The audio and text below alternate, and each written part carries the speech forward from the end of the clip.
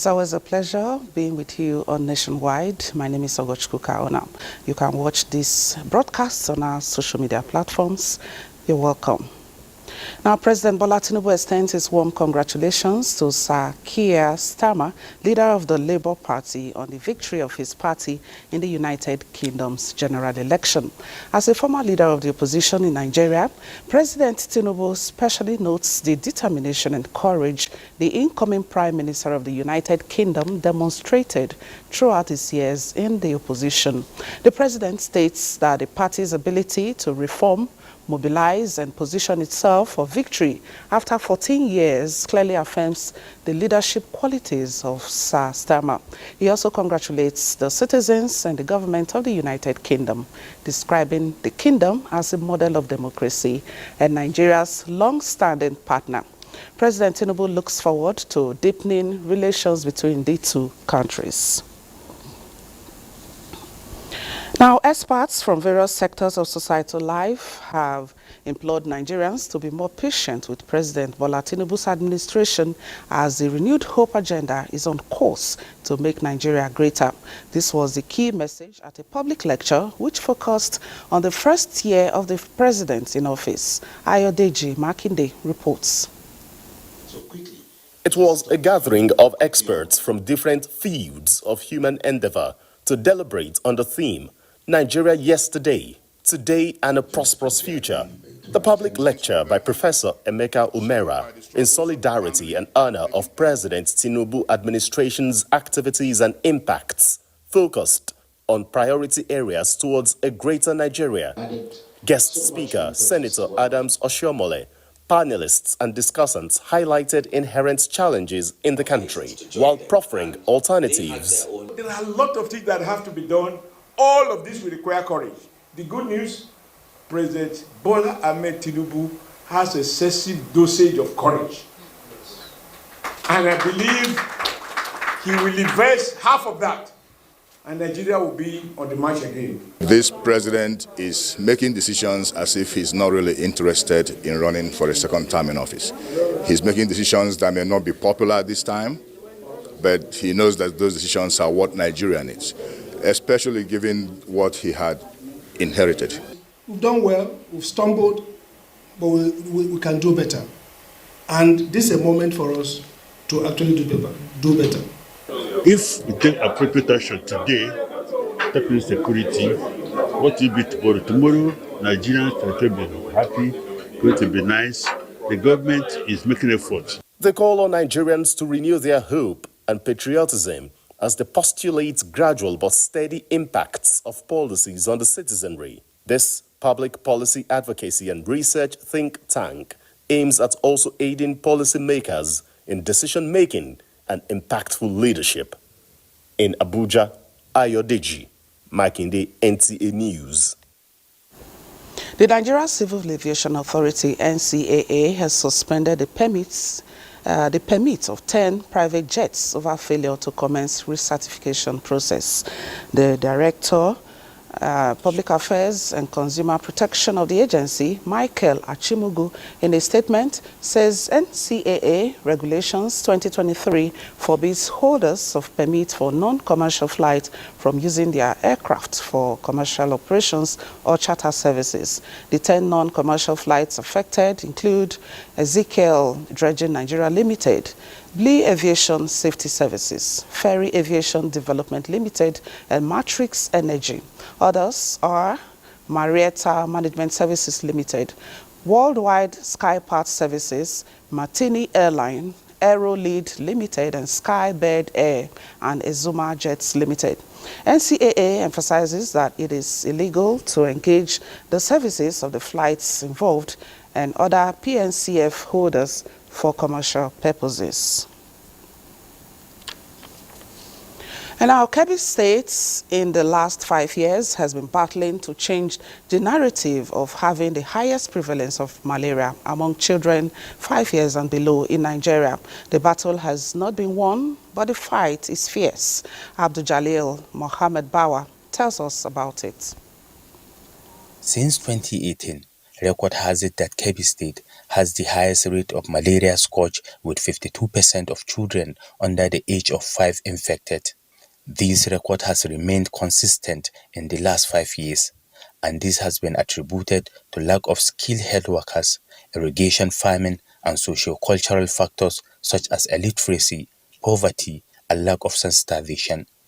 The National Malaria Elimination Program, in collaboration with the State Ministry of Health, has been working round the clock to reduce the prevalence to 10% by 2025. The fight against malaria, especially in children below 5 years, has begun again, with the Kebbi State Primary Healthcare Development Agency flagging off the distribution of malaria prevention drugs in all health centers. We give the drugs, we give the people health talk.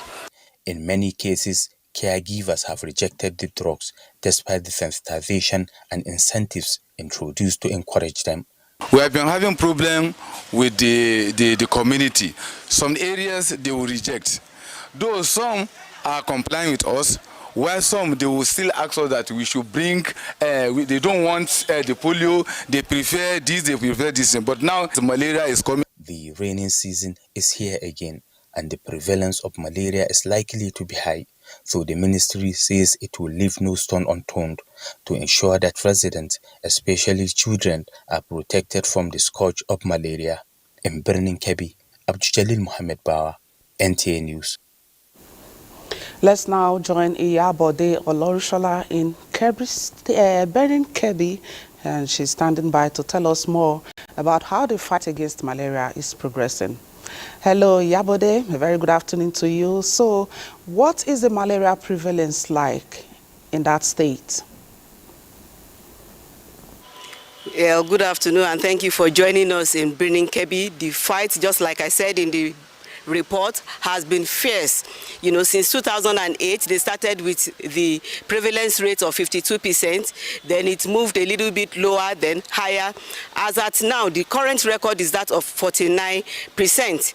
The federal government and the state government have been working hand in hand with the Ministry of Health here, Department of Public Health in the Ministry of Health, Kebbi State here, to fight the scourge. What they have started now, like 2 days ago, they launched a free drug prevention exercise where they go from house to give out these drugs free of charge, especially to children from 0 to 59 months. Another shocking thing is that it is not only 0 to 59 that are affected. We have the pregnant women who are affected. We have adults, you know, who are also affected. But I wouldn't want to take too much of your time. I have someone here who will be telling us much more how they have been fighting the battle, because currently Kebbi State still has the highest prevalence of malaria in Nigeria. And good afternoon, Malam Abubakar Balgudu Mohammed. Good afternoon. Okay, so I know that the fight has been tough. Yeah, exactly. What has your experience been like? How have you been? In 2015, the malaria indication survey shows that Kebbi State has a prevalence rate of 63%. Then in 2018, our prevalence rate was 52%. And in 2021, our prevalence come down to 49%. That is the current indicator survey.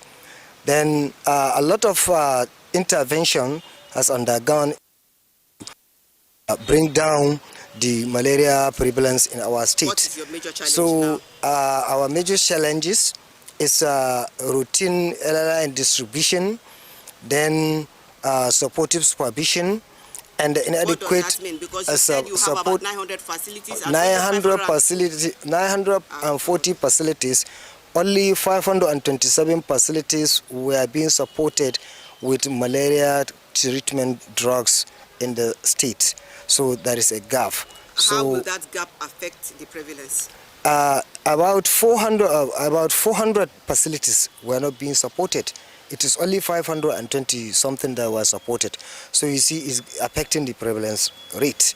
Okay, so what is next now? What is the way forward? So, we need to intensify on supportive supervision, training of our clinicians on the use of RDT, microscopy, and diagnosis of malaria. Then we need LLIN routine distribution of LLIN, and also provision of SP, sulfurylation and pyrimidine, to pregnant women.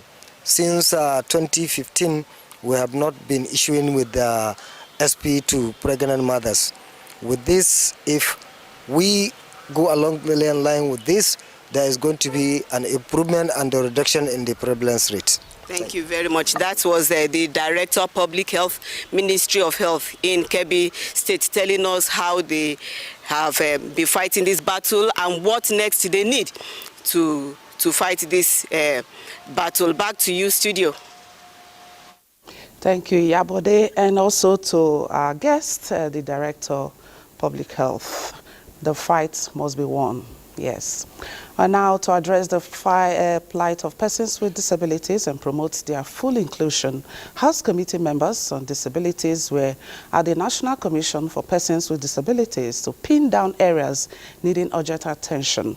Elizabeth Omori reports that the Chairman, House Committee on Disabilities, Bashir Dauda, noted that the oversight became necessary so that this group of persons are not left out in development matters.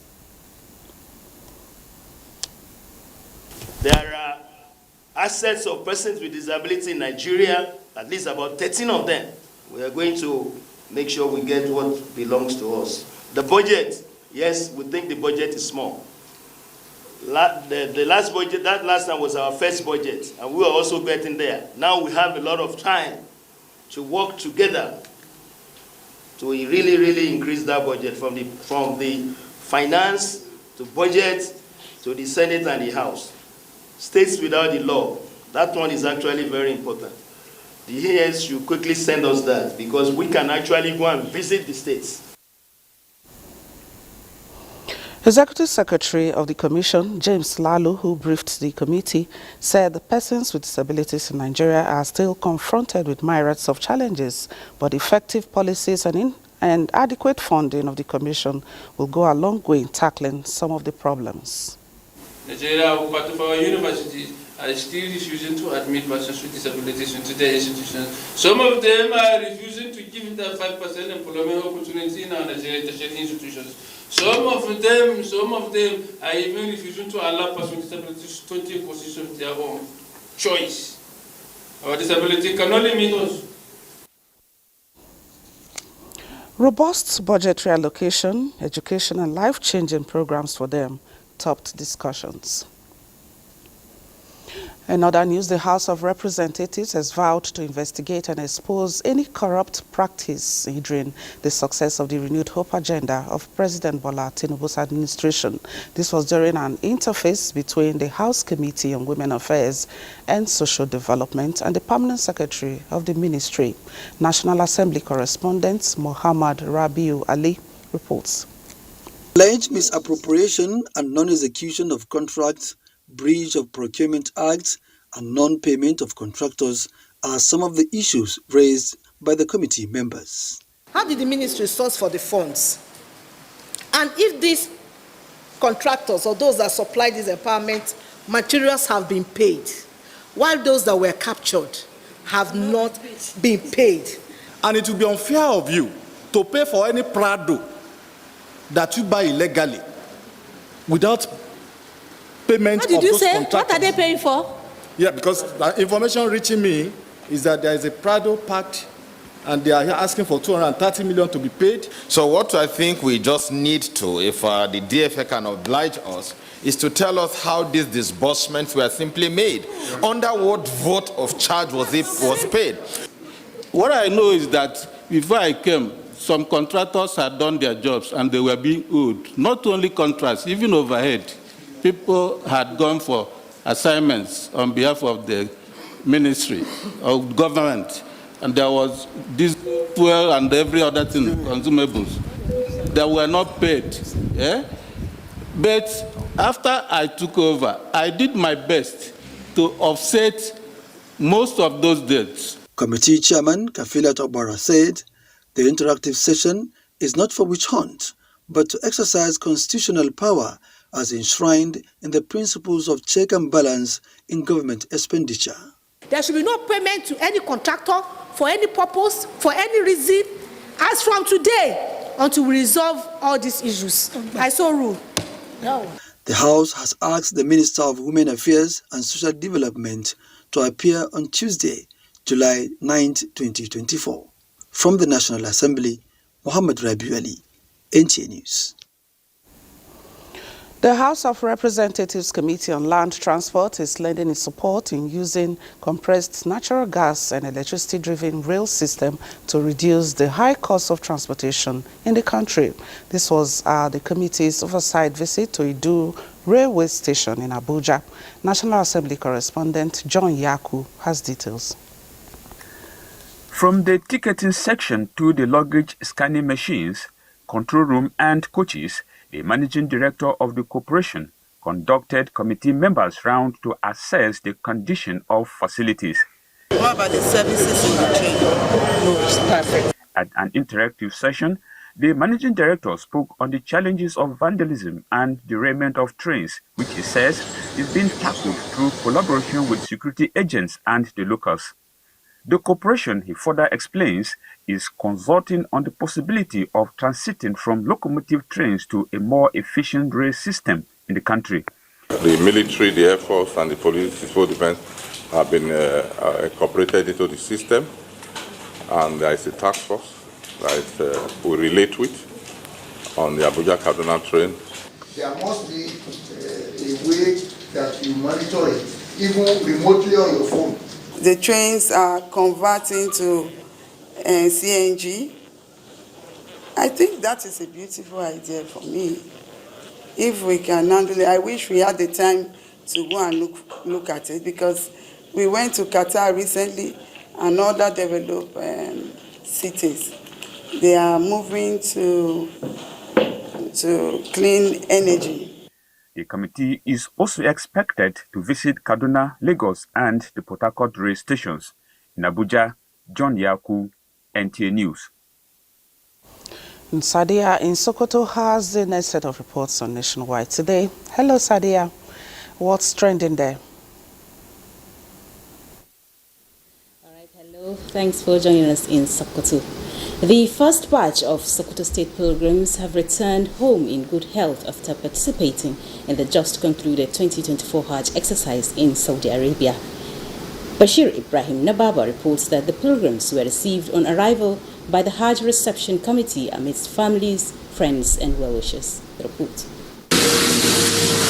The first flight of the returning pilgrims touched down the Sultan Abubakar III International Airport, Sokoto, last night at exactly 1 minute past 10. It has on board 427 pilgrims from Ilela and Godaba local government areas and were warmly welcomed by the State Hajj Reception Committee led by the Commissioner of Humanitarian Affairs and Social Welfare, Ya'u Muhammad Danda. Some of the pilgrims expressed gratitude to God for the successful completion of the religious duty and their safe return to the country, while the pilgrims underwent routine medical checks before leaving the Aliumaga Takardawamoko Hajj terminal. The committee that have been sent from Sokoto to Makkah, they have tried their best. The ground crew were busy offloading their luggage from the plane for onward collection as arranged by the State Reception Committee. From Sokoto, Bashir Ibrahim Nababa, NTA News. Sokoto State Independent Electoral Commission says the date for local government elections remain 21st September 2024. Chairman of the election body Aliyu Suleiman said this at a meeting with chairman of the political parties in Sokoto State. Lalata Abdullahi reports.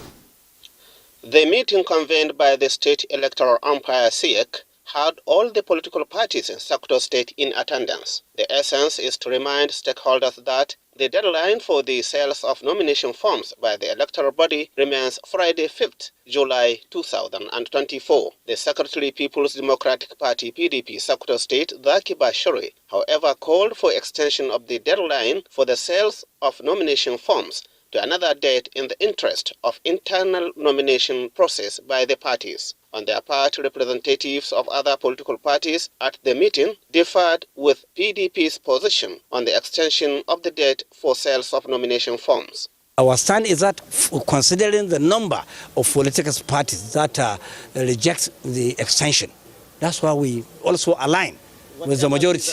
Whatever is the outcome is a welcome development to the FEC. The Commission maintains that the 21st September 2024 fixed for the elections of local council chairmen and councillors across the 23 local government areas is sacrosanct, as it has made adequate preparations to conduct the polls as scheduled. We opened it to the floor for all the parties to speak and express their opinion, which they did. What is going to happen now? We are going back to our offices, and the Commission will sit down and take a decision. The electoral body had on Friday, 15th June 2024, released the elections timetable and schedule of activities. In Sokoto, Dalhatu Abdullahi, NTA News. And that's it from this end for now. Nationwide continues in Benin right after this break. Do stay.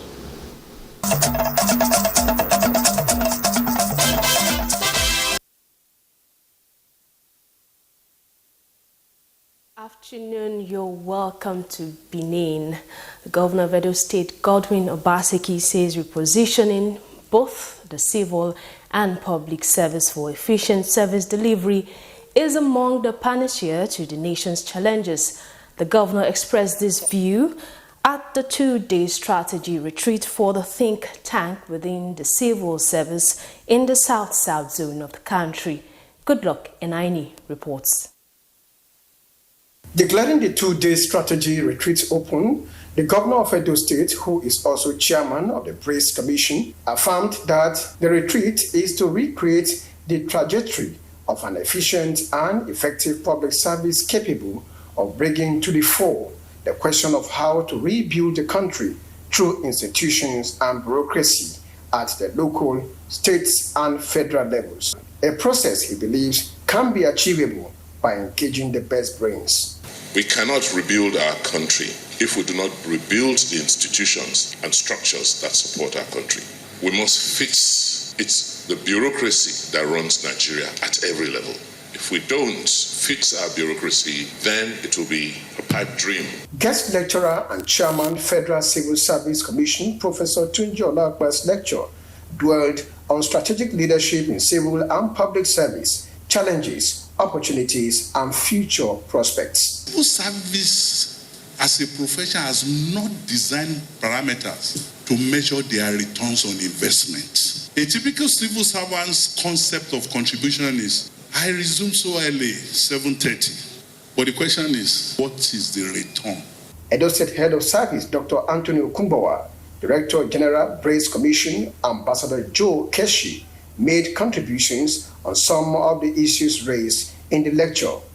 Among the dignitaries who attended the retreat were a former governor of Edo State, Chief John Odigio Oyegun, permanent secretaries, and heads of different agencies in the South-South zone.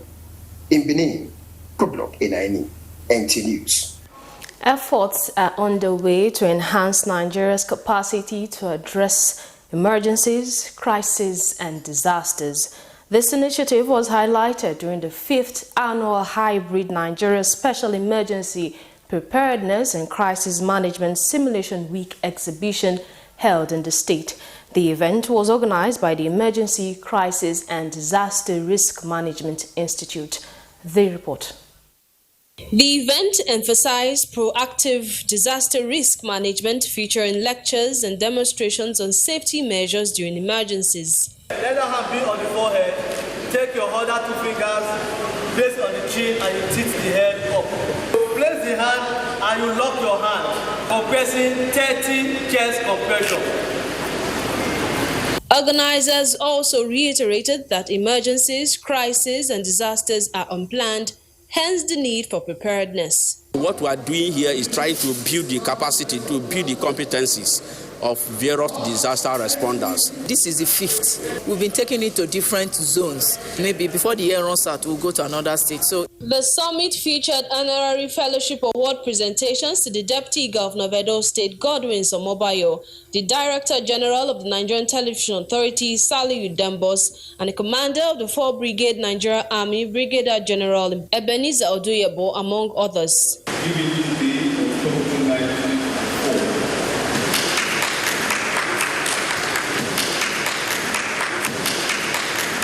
Some participants spoke on their gains from the summit. You know what you do before the disaster occurs, what you do during when the disaster occurs, and what you do after when it has occurred. If there's any emergency case around me, I'm going to apply this method. The theme for the 2024 event is Be Prepared, Know Your Risks. And that's it from Benin. It's back to Abuja. August standing by with more reports. Thank you, Angole. And back here, you're still watching Nationwide on the network service of the NTA.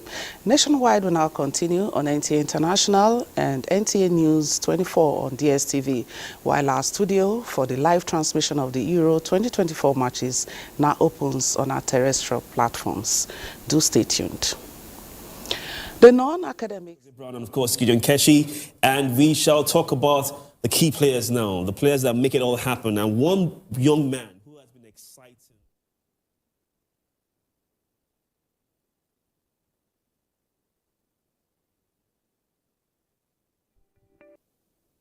Ultimatum to proprietors of all public polytechnics to suspend implementation of the new scheme of service for polytechnics introduced by the National Board for Technical Education. President of the union, Sharma Banja, while briefing newsmen after the union's NEC meeting in Abuja, says the scheme further entrenched discrimination against polytechnics. Joseph Hussein reports. For about 6 years, major actors in the Polytechnic education and the National Board for Technical Education had engagements to develop a new scheme of service for Nigerian polytechnics. Between the union a move aimed at improving technical training in the country, but the staff union is questioning the document released as new scheme of service for polytechnics, saying many items are deviation from the one prepared by stakeholders. You have to spend about 24 years before you can become a chief lecturer instead of 18 years. Now, it did not stop at that. They have increased the number of years at the upper level, that you must spend up to 4 years at a level before you are promoted. So at those two levels, they added 1 year. The union says the national skills qualification as mandatory condition for academic staff career growth has no meaningful contribution to the delivery of contents offered in polytechnics, and therefore not an improvement in standard. They have increased the level for registrars, deputy bursars to 15. These levels are level reserved for only chief lecturers. So the chief lecturer is at the highest rank. They used to be on 14. They are moving them to the same level with a chief lecturer, 9 or equivalent of 15, which is unacceptable. Academic Staff Union of Polytechnics is issuing a 15-day ultimatum for the suspension of implementation of the scheme and amendments made before 8th of July 2024 to avoid possible industrial action. In Abuja, Joseph Utsen, NTA News. The Federal Ministry of Works has held a stakeholders engagement on the alignment for Kwara and Niger State's portion of the proposed Sokoto-Badagri superhighway in Ilorin, the Kwara State capital. Minister of Works David Umahi assured the two states that the superhighway, when completed, will have national interconnectivity that will link the major transportation routes of northern and southern states of the country. Aisha Abubakar Yahaya reports. The stakeholders' engagements on the alignments for Kwara and Niger State's portion of the Sokoto-Badagri superhighway will pave way for opportunities along the routes and trade corridors to identify the potentials of the projects in order to boost industrialization, tourism and agricultural development. out of the 1,000-kilometer Sokoto-Badagri superhighway to be constructed. Kwara State has 188 kilometers portion of the road, with Niger State having 125 kilometers. Minister of Works David Umahi explained that the Sokoto-Badagri superhighway is one of the 3 renewed Hope Road infrastructure projects of President Bola Ahmed Tinubu and will connect Sokoto State in northern Nigeria to Badagri, the southern part of Nigeria, adding that the road will pass through 7 states in the country. Let me assure that all the ongoing projects are being prioritized and properly funded. And so we are going to be finishing all the inherited ongoing projects and the new projects, one after the other. For Kwara State Governor, represented by his deputy, Kayode Alabi, and Niger State Governor, Mohammed Umar Bago, the project will be a huge plus for both states, especially in the areas of infrastructural and socio-economic development. The traditional institutions need to talk to our people. Government is not interested in grabbing your land. Federal government is bringing development to you. For the avoidance of doubt, 188 kilometers of the road traverse different towns and communities in Kwara State. The socio-economic implications of this renewed Hope infrastructure project for national connectivity and growth cannot be fully appreciated by this generation. The minister is expected to hold a similar stakeholders engagement in the remaining affected states to ensure that the project commences as soon as possible. Aisha Abubakar Yahaya, NTA News. And from Ilorin, we'll be heading straight to Port Harcourt, where Dibabari is standing by for more reports. Hello, Dibabari. It's over to you.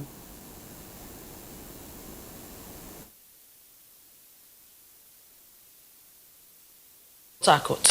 Speaker of River State House of Assembly, Victor Okojumbo, says the State Assembly is appealing the judgment delivered by the Court of Appeal on the jurisdiction of the River State High Court to hear the matter on the suit number PHC 5112 CS 2024, describing it as a miscarriage of justice. He made this known at the second legislative sitting in Port Harcourt.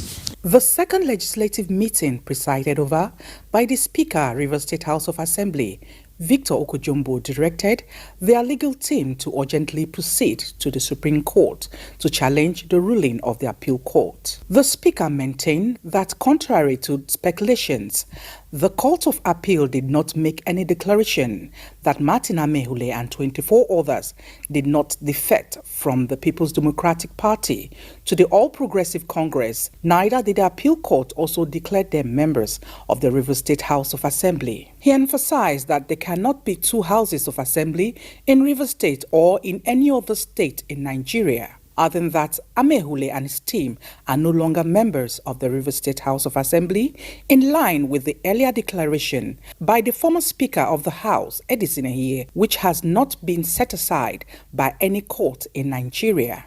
We strongly believe that the Court of Appeal was in error when it held that the River State High Court lacked the jurisdiction to hear and determine suit number PHC 1512 CS 2024.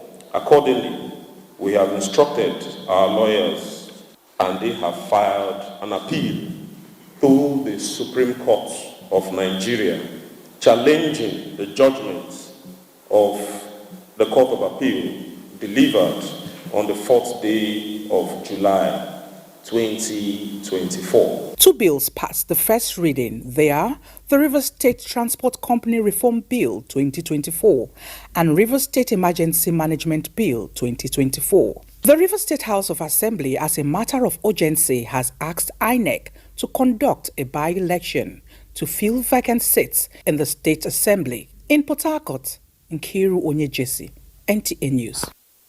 Market women from Ogoni ethnic nationality in River State have received federal government business intervention fund to boost their businesses. The intervention is part of HyPrep's livelihood initiative of the ongoing Ogoni land restoration project. Robinson Derataide has the details.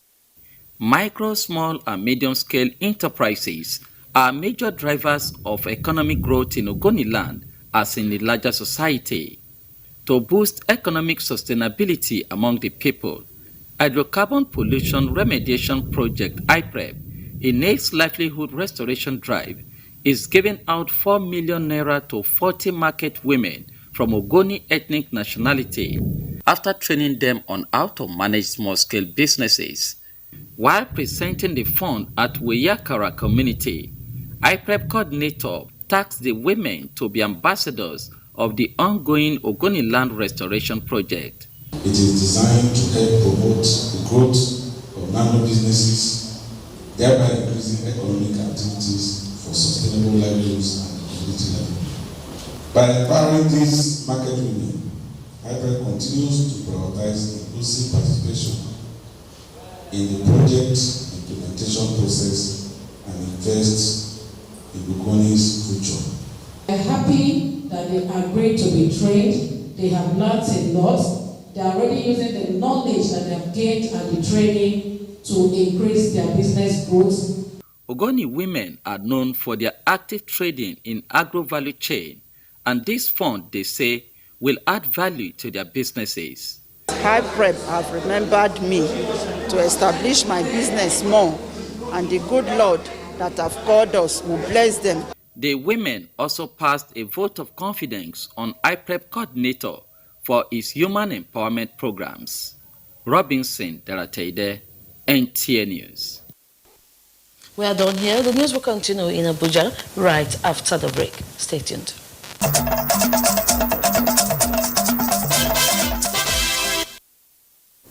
Welcome back. The shortage of fresh tomatoes and the exorbitant prices of the available ones have continued to cause distress among consumers, leading many housewives to devise alternative means to meet their cooking needs.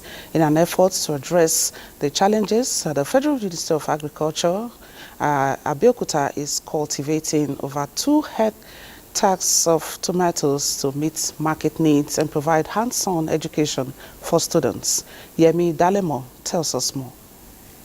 Investigations revealed that the shortage and high cost of tomatoes being experienced in Nigeria is due to the high incidences of pest and disease infestations such as tomato Ebola or tomato leaf miner. A visit to markets in Abeokuta reveals that the prices of tomatoes and pepper are high, leaving consumers with alternatives such as tomato paste and improvising the use of cucumbers and watermelons to meet their cooking needs.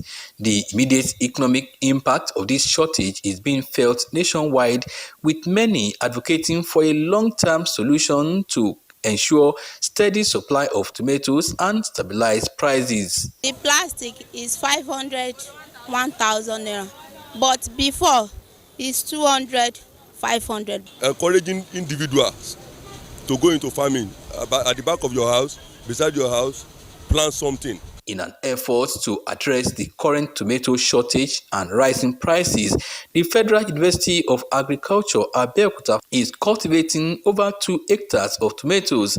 The seedlings were initially cultivated in 600 trays, each holding 105 seedlings.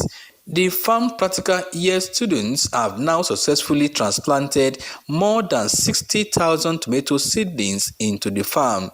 We look at it that since we have the technical know-how and we also have a body water here, there is a dam behind us here, that we should harness the opportunity using drip irrigation to be able to plant tomato during the scarcity period. The university says with more collaborative efforts, plans are on to expand the project to include pepper cultivation and introduce Cobra and Platinum tomato seed varieties in a significant step towards stabilizing the local tomato market and providing a model for addressing similar agricultural challenges in the future. In Abeokuta, Yemi Dalemo, NTA News. We'll now link up with Yemi Dalemo, who is at the tomatoes farm of the Federal University of Agriculture, Abeokuta.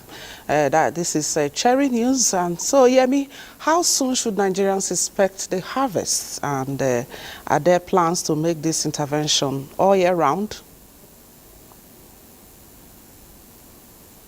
Thank you. I am already at the 2 hectares of land where cultivated just about 2 weeks ago as an intervention to address the tomato scarcity and high cost of tomatoes that we are having in the southwest here. Well, let me just tell you that between the month of April, May, and sometimes June in the southwest, we usually have scarcity of tomatoes in our market. It's because the supply from the north during that period is usually low, and for the fact that the pests were affecting tomatoes farm over there in the north, it's actually contributed to what we are having the scarcity now in the southwest. You know, our women have devised other alternatives towards having that reddish color in their soup and stew. If you listen to that background report, you see that we mentioned the use of cucumber, carrots, and other things to just give the soup that reddish nature in their stew. But all this, we don't know what's supposed to be consumed raw and is now being cooked and eaten. You know, it may have some effect. But in an effort to address this and provide a kind of relief to our women in the market in the southwest, make the University of Agriculture, Abeokuta, to come up with this intervention to plant 2 hectares of tomatoes whose gestation period is 90 days. And you know that after that 90 days, it is going to have a lot of effects on the prices, crashing the prices in the market, and also giving that women what they want. So at the farm now, I have the farm director, Mr. Emmanuel Bankole, who is going to tell us about this intervention and other interventions.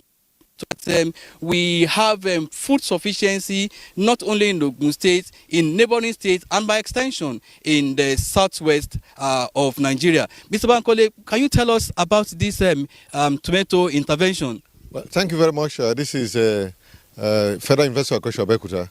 What you are seeing today is just part of what we have been doing. These 2 hectares it's work of our students in the farm practical year. For a whole year, they will do their practicals, and this is what you are seeing.